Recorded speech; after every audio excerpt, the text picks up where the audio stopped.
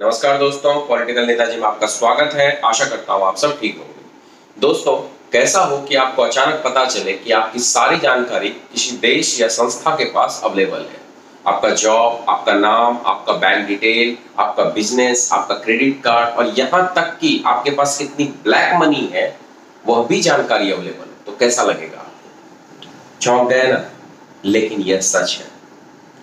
The Washington Post, Deccan Herald, Guardian और इंडियन एक्सप्रेस के एक रिपोर्ट के अनुसार Shenzhen Jinhua company information private limited, जिसे जिन्हुआ कंपनी के नाम से कहा जाता है, के ओवरसीज की इंफॉर्मेशन डेटाबेस के तहत लगभग 20 लाख लोगों के डेटा चुराने का आरोप कहिए या जानकारी चीन के इस कंपनी के पास है। और यह जानकारी किन किन के बारे में है, इसके बारे में बताना चाहूंगा। इसमें नेशनल लीडर्स, इंटरनेशनल लीडर्स, बड़े बड़े एनजीओज के संस्थापक, चीफ मिनिस्टर्स, डिफेंस पर्सनल, बड़े बड़े ऑफिसर्स, और ये पूरी दुनिया की है, सिर्फ इंडिया के नहीं है, की जानकारी उनके पास है।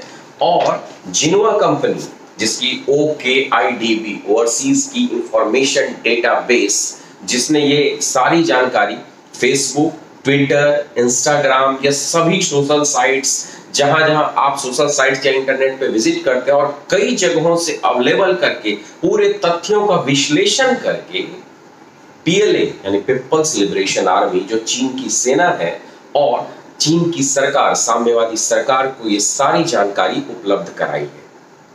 ये बहुत ही खतरनाक बात है दोस्तों। तो आखिर जिन्हुआ कंपनी आखिर ऐसा क्यों कर रही है? इसका क्या लाभ या क्या नुकसान होने जा रहा है? ऐसा आखिर क्यों किया जा रहा है? ऐसे डेटा को उपलब्ध कराकर जिन्हुआ कंपनी हाइब्रिड वॉरफेयर की स्थिति उत्पन्न करने जा रही है।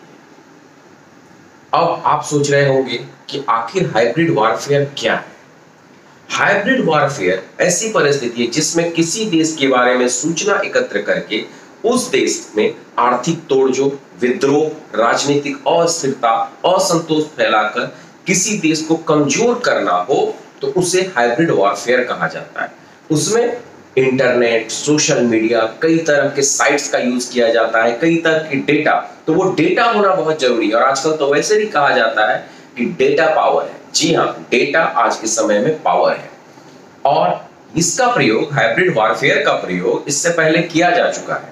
अगर हम 2006 में इजराइल के लेबनान युद्ध की बात करें, तो हिजबुल्लाह नामक संस्था ने शिया समूह के अगेंस्ट में इसे प्रयोग किया था, और रशिया ने कीनिया युद्ध में यूक्रेन के अगेंस्ट में इसका प्रयोग किया था।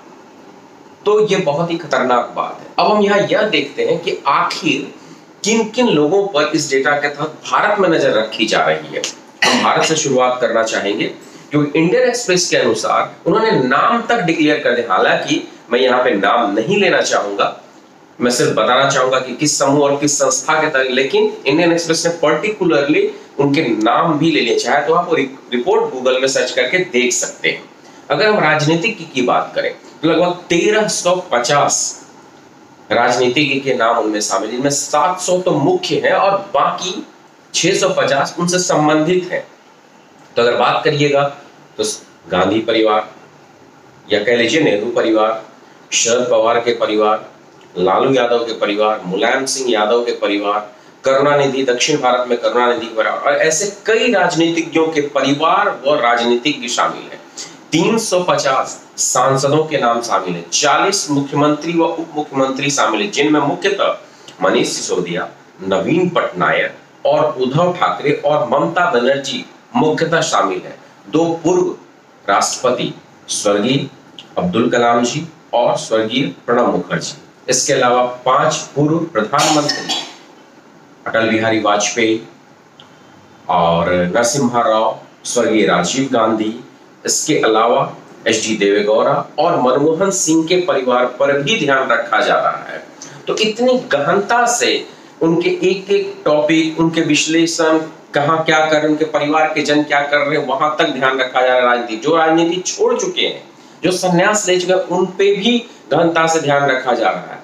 और इसके बाद अगर हम आगे बात करें तो यही नहीं रुकती है ये डेटा आगे जाती है इकोनॉमिस्ट पे, एजुकेशन फील्ड के लोगों के ऊपर में, फूड सेक्टर्स के, अगर हम एजुकेशन की बात करें या इकोनॉमिक्स की बात करें तो Mahindra and Mahindra group, Morgan Stanley, Flipkart या मान लीजिए जोमेटो, फूड की जितने भी फूड के प्लेटफॉर्म्स है, फूड पैंडा, स्विगी, जोमेटो, ऐसे प्लेटफॉर्म्स। अगर एजुकेशन की बात करें तो IIT-IIM के हेड, उसके अलावा एजुकेशन प्लेटफॉर्म में बायजूस हो गए, वेदांता हो गए, इनके संस्थापक और शीर्ष नौकरशाह जैसे राज्यपाल हैं, उपराज्यपाल हैं, डिफेंस के हाई लेवल के पर्सनल हैं, सीक्रेट एजेंसी के हेड हैं, मुख्य सचिव हैं, चीफ इलेक्शन ऑफिसर्स हैं, इन सब के डेटा कलेक्ट करके रखे हैं। और तो और अगर मैं आपको बात करूं तो लगभग 6000 भारत के भ्रष्टाचारियों का डेटा भी संग्रहित है।